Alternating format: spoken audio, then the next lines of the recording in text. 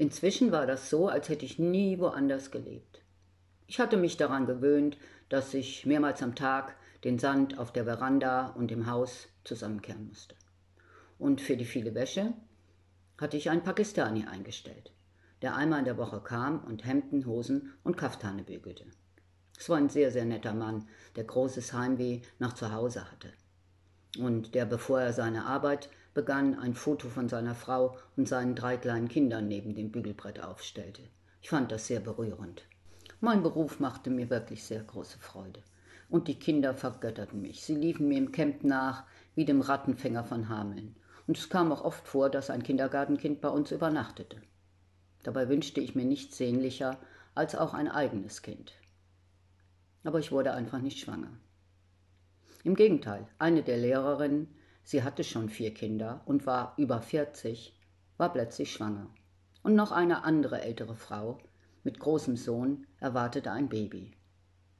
Ich hatte den Fehler gemacht, im Camp über meinen Kinderwunsch zu sprechen und bekam nun die ganze Gehässigkeit einiger Frauen zu spüren.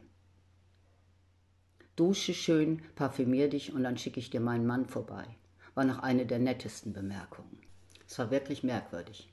Wenn ich bei den Araberinnen in der Stadt war, dann gehörte ich dazu, obwohl ich ja weder die Sprache von ihnen noch ihre Kultur kannte.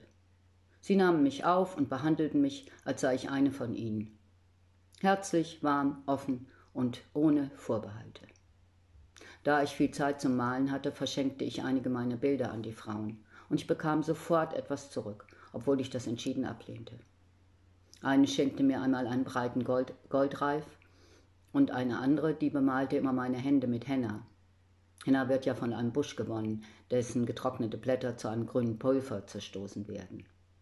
In den Innenhöfen der Araber stehen viele Henna-Pflanzen, deren Blüten einen betörenden Duft verströmen. Ich habe später auch oft meine Haare mit Henna gefärbt. Die Hände und Füße der Araberin waren immer mit feinen roten Ornamenten verziert.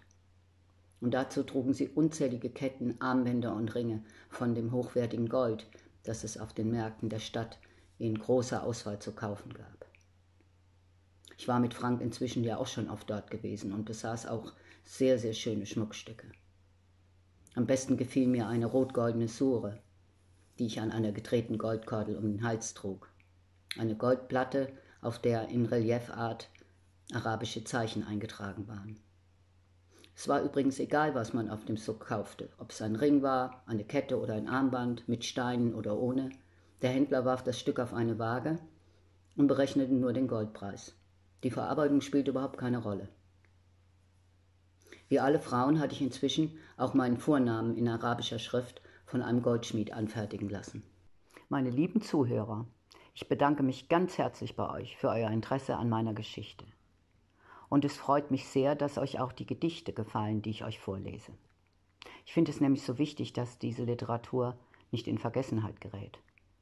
Es gibt noch so viel, was ich euch unbedingt erzählen muss. Und es bleibt spannend, versprochen. Also bitte weiter abonnieren und liken.